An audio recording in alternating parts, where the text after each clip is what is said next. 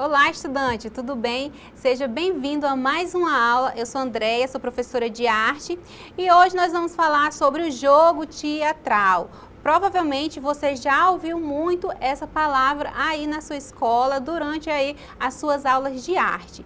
Se eu pudesse definir o jogo teatral em uma frase, por exemplo, eu definiria que o jogo teatral é a vivência teatral, é o fazer da linguagem teatral no contexto escolar.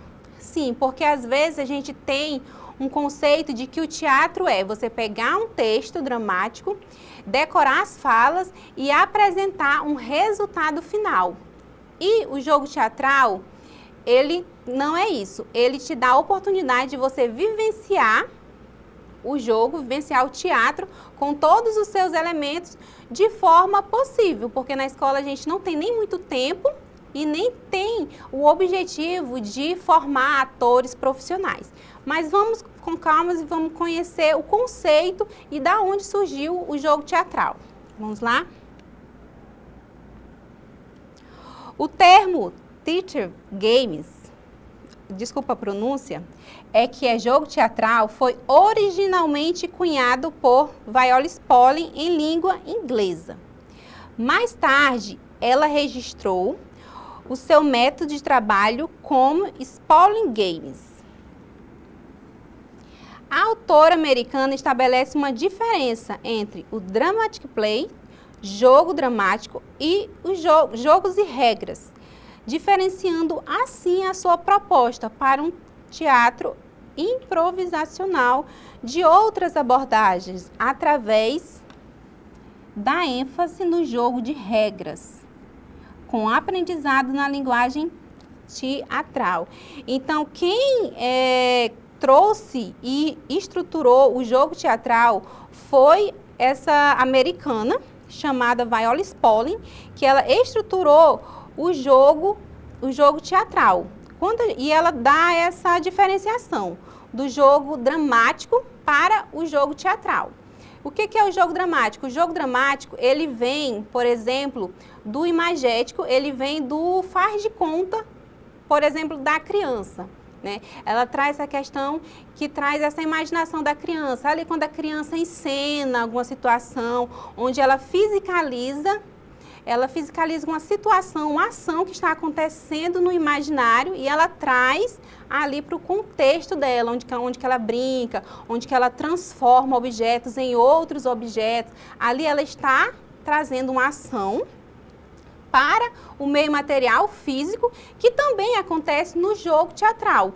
Porém, ela faz essa diferença. A diferença do jogo teatral é que ele traz, além de tudo isso, dessa fisicalização do corpo, da imaginação da criança ou do jogador, do aluno, é que no jogo teatral existe a plateia, que são os jogadores, os alunos, que estão ali. Uma hora eles são plateia observadores, outra hora eles são os próprios jogadores. E também a outra diferença é a questão das regras. E ela traz isso de maneira muito bem organizada, muito bem estruturada, que nós vamos conhecer. Que regras são essas? Todo jogo tem regras. E o jogo teatral traz essa questão da regra também e dos observadores, que são os jogadores. Vamos conhecer aqui algumas regras básicas. Primeiramente, ela chama de eixo estruturante essas regras. Eixo estruturante do jogo teatral. Então, primeiramente, vem o foco. Quando vai se trabalhar uma cena na escola, na sala de aula, com o jogo teatral, tem-se o foco. Esse foco, ele é o problema. Problema, professor? Nós não estamos nem falando de matemática. Sim, esse problema é onde que vai se concentrar o foco. Por exemplo, o professor vai falar assim, você vai entrar em cena e você vai comer uma maçã. Isso é o seu problema. Como que você vai fisicalizar através das suas ações, do que está na sua mente? Por enquanto, a ação aqui ela ainda está no imaginário, comer uma maçã. Então, você vai com esse foco, você vai resolver esse problema. Então, o foco, ele é o ponto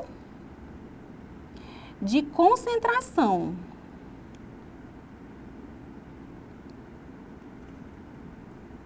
O foco de concentração, o ponto de concentração, onde que você vai colocar toda a sua atenção ali na ação, que no caso seria comer uma maçã, outra ação tocar violão, ou por exemplo, carregar uma mala. Então, esse ponto de concentração a Viola Spolin chama de foco. E nós temos outra regra, que é o onde. O onde nada mais é o local, o cenário que está acontecendo essa ação. Quando você vai lá, por exemplo, comer uma maçã, e você tem essa regra de transmitir o onde, através das suas ações, você vai dizer, a plateia ela tem que ver onde que está acontecendo essa cena. O local, o cenário que está acontecendo essa cena. Por exemplo, comer uma maçã. Quem está comendo essa maçã? Onde que está acontecendo essa ação, esse foco de comer uma maçã? Está na cozinha, numa praça, no trabalho, enfim. Tem todas essas questões que o jogador em cena, ele precisa, através das suas ações, demonstrar esse cenário, esse local. Então, temos aí o foco e o onde. Outro eixo é o quem. Quem está em cena? Quem está comendo a maçã? Quem está carregando a mala? Então, através também das suas ações, além do foco e do ponto de concentração, que seria comer essa maçã, carregar essa mala, tocar o violão, quem está em cena fazendo isso? Então, através das suas ações, o jogador ele vai estar em cena também demonstrando quem é esse personagem.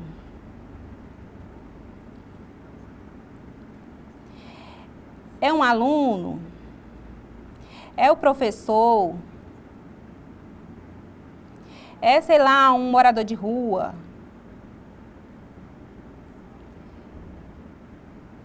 Então, tudo isso vai vir à tona para quem está assistindo através dessa encenação e desse ponto de concentração do jogador.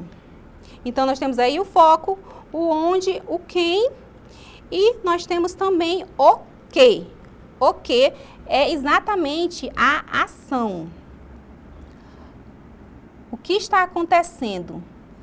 Quando o jogador ele entra em cena, ele tem o foco no seu imaginário. Ele tem esse ponto de concentração, que é o que ele vai fazer.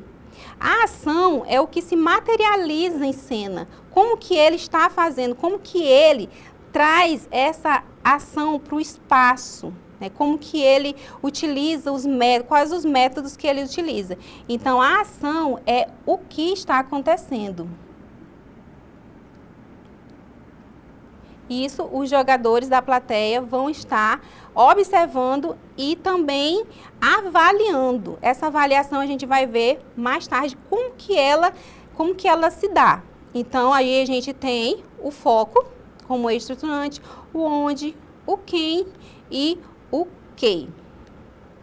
Aí a gente tem uma cena estática, né, uma ilustração. E aí está perguntando quem, onde, o que. De acordo com o que a gente pode analisar dessa cena aí, né, o que está acontecendo, quem são esses personagens e onde que pode ser esse lugar. Esse lugar pode ser mais específico, assim como quem, como pode ser genérico. Então, vamos lá. Quem? A gente observa bem especificamente que tem uma pessoa que está trabalhando que é um garçom. Então, a gente consegue perceber que existe aqui garçom.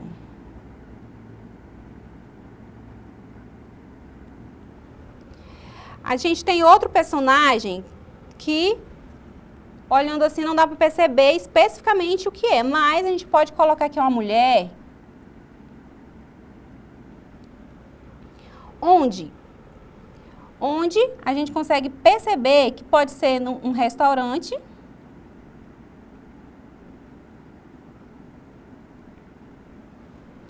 num restaurante e o quê?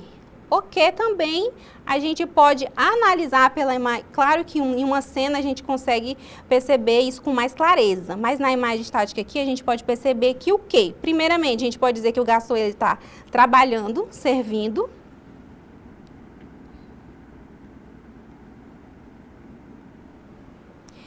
E a moça aqui, a mulher, a gente pode perceber o que seria que ela poderia estar fazendo. Se ela está num restaurante, provavelmente ela pode estar almoçando, jantando, enfim.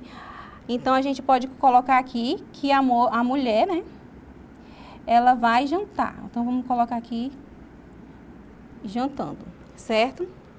Então, basicamente, é esses eixos estruturantes aqui que a gente consegue perceber na cena, no jogo teatral. É claro que isso daqui a gente está trabalhando especificamente um de cada vez. Quando isso aqui, ele se concentra em uma cena, se dá o teatro através das ações e através do público que está assistindo. Essa relação com o público também é muito importante no jogo teatral. É uma das coisas mais importantes, é essa relação do observador. Certinho? Então, vamos aqui para a avaliação. A avaliação, ela é um processo que acontece depois de ter o jogo. Então, a avaliação em jogos teatrais, segundo Viola Spolin, deve focar na experiência prática, na reflexão sobre o que foi vivenciado e na interação entre os participantes.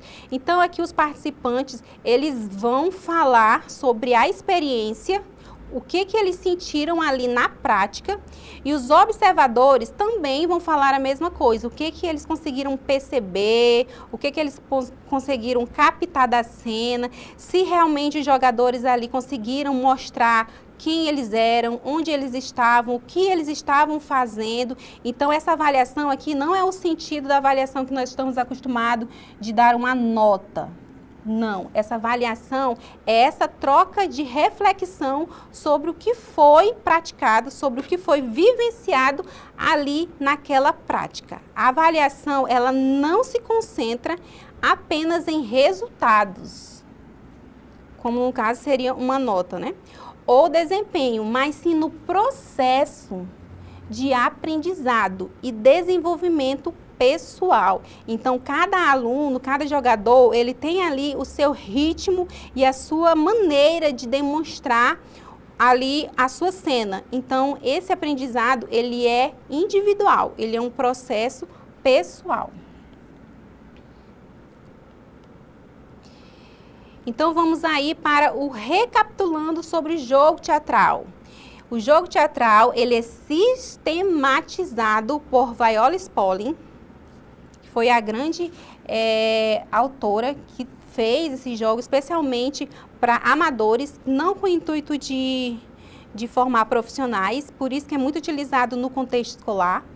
Possui um eixo estruturante, que foi esse eixo aí que a gente acabou de observar, e está vinculado ao fazer teatral. Então, é possível fazer o teatro, vivenciar o teatro a partir do jogo teatral, a partir dessa vivência, o que não seria possível se nós tivéssemos, por exemplo, só textos dramáticos para encenar.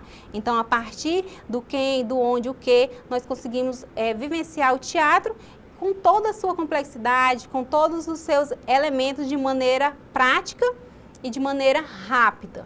E eficaz, é claro. Agora a gente vai para a nossa atividade de sempre, para a gente aplicar esse conhecimento. Então, nós vamos fazer a nossa atividade agora. Na sua escola, essa atividade do jogo teatral, ela é feita na prática, na cena, observando e também fazendo, atuando. Mas aqui nesse formato que a gente está, eu vou precisar que vocês prestem atenção nas questões e vamos utilizar apenas a imaginação, certo? Então, vamos lá para a primeira questão. Aí aqui a gente tem uma situação.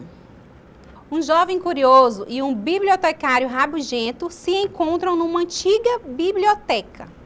Enquanto o bibliotecário organiza os livros, O jovem insiste em saber o que há na sala trancada nos fundos.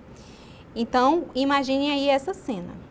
O bibliotecário tenta evitar a todo custo que ele entre lá, mas o jovem escuta barulhos estranhos vindos de dentro da sala. Então, a gente tem uma pergunta diante dessa situação. Onde? Onde está acontecendo essa cena? Em um cemitério? Em uma biblioteca antiga? Ou em uma praça? Nós temos aí a resposta, que é em uma biblioteca antiga. Certinho? Para a próxima questão. 3 atletas exaustos estão sentados num banco do vestiário depois de perderem uma final importante. Um deles culpa o outro pela derrota. O segundo tenta manter a calma. E o terceiro finge que está tudo bem, mas claramente está prestes a explodir. Uma decisão importante precisa ser tomada. Continuar juntos ou cada um seguir o seu caminho? Então, diante dessa situação, observem aí o que está acontecendo nessa cena que a gente aí imaginou. Os atletas comemoram a vitória no grande campeonato. Eles discutem sobre a derrota e tentam decidir se continuam juntos como time.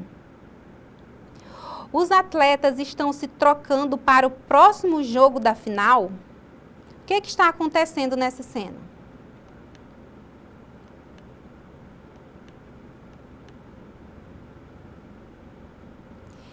O que é que eles estão discutindo? Eles discutem sobre a derrota e tentam decidir se continuam juntos como um time. Então, o que é a ação? O que eles estavam fazendo ali naquele cenário? Próxima situação. Uma atendente de balcão lida com 2 passageiros. Uma mulher nervosa que está atrasada para o voo e um homem que insiste em embarcar com itens proibidos. As tensões aumentam à medida que o tempo passa e a fila atrás deles cresce. A atendente precisa manter a calma e encontrar uma solução sem perder o controle da situação. Então, observe aí todas essas tensões que estão acontecendo. Isso em cena fica muito mais difícil. Então, quem está nessa cena? Uma atendente de check-in, mulher nervosa e homem insistente? Ou é 3 atletas do mesmo time? Ou é um gerente do banco e alguns bancários e clientes? Então, nós vimos aí que é a atendente de check-in, mulher nervosa e um homem insistente.